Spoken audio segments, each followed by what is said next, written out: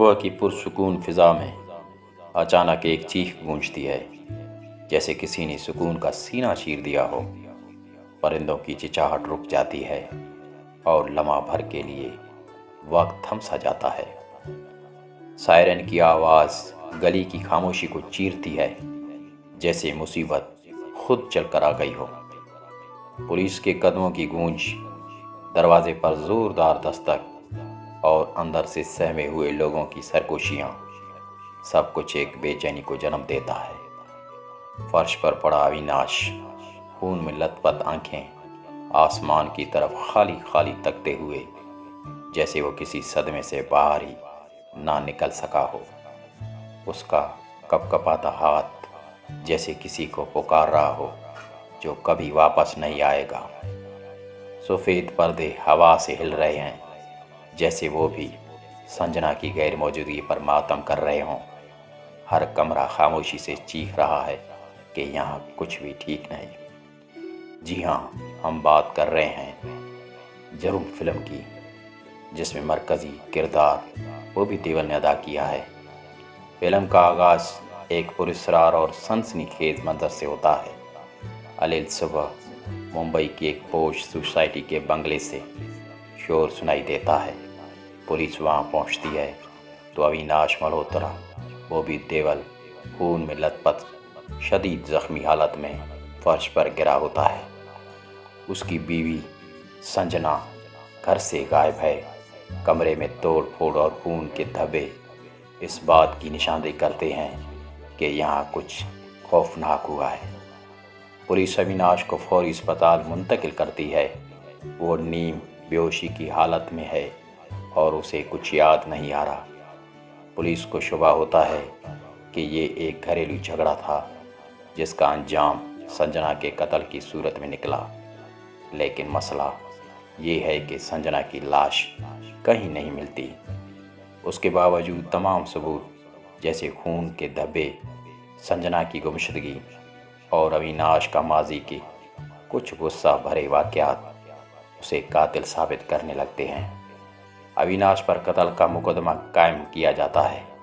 اسے عدالت میں پیش کیا جاتا ہے، جہاں وہ مسلسل کہتا ہے کہ اسے کچھ یاد نہیں کہ اس رات کیا ہوا۔ اس کا وکیل اور قریبی دوست روہت اس کے دفاع کی کوشش کرتا ہے، لیکن شواہد اتنے مضبوط ہوتے ہیں کہ عدالت اسے عدالتی حراست میں بھیج دیتی ہے۔ اسی دوران فلم فلیش بیک میں جاتی ہے، جہاں اویناش اور سنجنا کی ملاقات، محبت اور شادی دکھائی جاتی ہے۔ سنجنا ایک خوبصورت، آزاد خیال اور ہوشیار لڑکی ہے، جبکہ اویناش ایک سنجیدہ، مشہور کاروباری شخص۔ شادی کی ابتدا دن خوشیوں سے بھرپور ہوتے ہیں، لیکن وقت کے ساتھ دوریاں بڑھتی ہیں۔ اویناش کو سنجنا کی حرکات مشکوک لگتی ہیں۔ وہ اکثر رات دیر تک باہر رہتی ہے، موبائل پر چھپ کر بات کرتی ہے اور اویناش سے سرد رویہ رکھتی ہے۔ ایک دن اویناش سنجنا کو ایک انجان شخص کے ساتھ دیکھتا ہے، لیکن وہ کوئی بات نہیں کرتا۔ اسی شک نے اس کے ذہن میں جڑیں پکڑ لی۔ عدالت میں اویناش کو قتل کے الزام میں سخت سزا دی جانے کی بات ہو رہی ہوتی ہے۔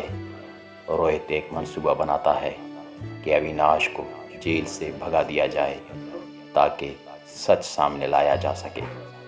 منصوبہ کامیاب ہوتا ہے اور اویناش فرار ہو جاتا ہے، مگر یہاں کہانی ایک نیا موڑ لیتی ہے۔ روہت، جو اس کا دوست تھا، اویناش کو دھوکہ دے دیتا ہے۔ وہ اسے بندوق سے گولی مار کر ایک سنسان مقام پر چھوڑ دیتا ہے اور اویناش کی تمام جائیداد اپنے نام منتقل کرواتا ہے۔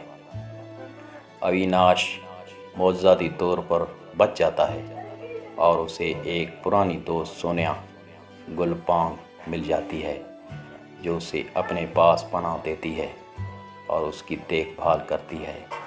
سونیا ایک تفتیشی صحافی بھی ہے اور وہ اویناش کے ساتھ سچائی کی تلاش میں لگ جاتی ہے۔ تحقیقات کے دوران اویناش کو معلوم ہوتا ہے کہ روہت اور سنجنا ملیشیا میں ہیں اور نہ صرف زندہ بلکہ خوش بھی۔ अविनाश को सख्त धचका लगता है। अब उसे यकीन हो जाता है कि उसे एक मुकम्मल साजिश के तहत फंसाकर सब कुछ छीना गया।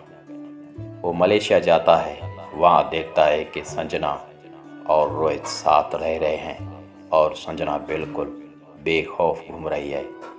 सच ये होता है कि संजना, रोहित और उसके मामू ने मिलकर ये मंसूबा बनाया था कि अविनाश को ख़त्म करके उसकी दौलत पर कब्ज़ा किया जा सके। संजना कामों में मामू असल मास्टरमाइंड था। अविनाश उनके दरमियान दरार डालने के लिए एक नफसियाती खेल खेलता है।